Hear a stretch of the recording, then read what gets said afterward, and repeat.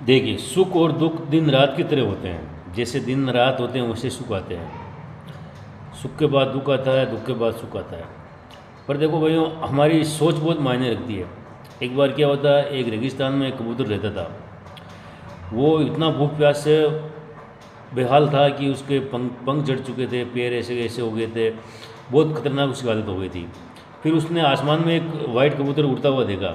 वो उड़ कर उसके पास आया, तो उसने कहा कि तुम देव के भगवान के दूत हो। तो वाइट कबूतर ने बोला, ऐसा ही समझ लो।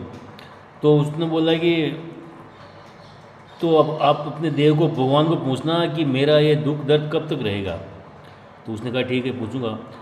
जब वो देवलोक गया कबूतर, तो एक देवदूत से पूछता है कि उस कबूतर का ये दुख कब तक रहेगा। तो उस देवदूत ने कहा कि 7 साल तक ये दुख झेलेगा।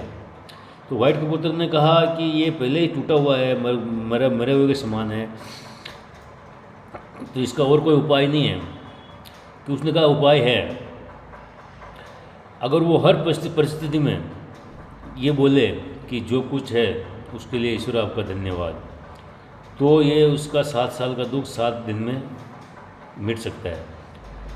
वो वाइट कबूतर फिर उस कबूतर के पास आया और उसको बोला कि भाई, जो कुछ भी तेरे साथ हो रहा है तू हर परिस्थिति में बोल, जो कुछ है ईश्वर उसके लिए आपका धन्यवाद। इस शब्द को उस कबूतर ने अपने जीवन का हिस्सा बना लिया, अपनी दिनचर्या में शामिल कर लिया। 7 दिन तक वो ऐसे ही बोलता रहा उसके।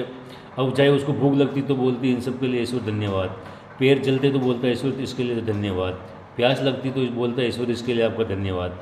जब 7 दिन बाद वो वाइट कबूतर उसके पास वापस आता है, उसे देखता है तो वो आसमान में उड़ता हुआ देखता है। तो वो देख के भौचक्का रह जाता है और वो वापस देवदूत के पास जाता है। उसको पूछता है देवदूत के पास कि ये एक सब कैसे हो गया। तो उस देवदूत ने कहा कि उसका भाग्य था 7 साल का दुखा। लेकिन अगर वो हर चीज़ के लिए हम ईश्वर को आभार व्यक्त करें तो हमारा दृष्टिकोण बदल जाता है, और हमारा दृष्टिकोण बदल के हमारा नज़रिया बदल जाता है और हमारा कष्ट कम हो जाता है। हर चीज़, इसलिए हर चीज़ के लिए आप ईश्वर को धन्यवाद दीजिए।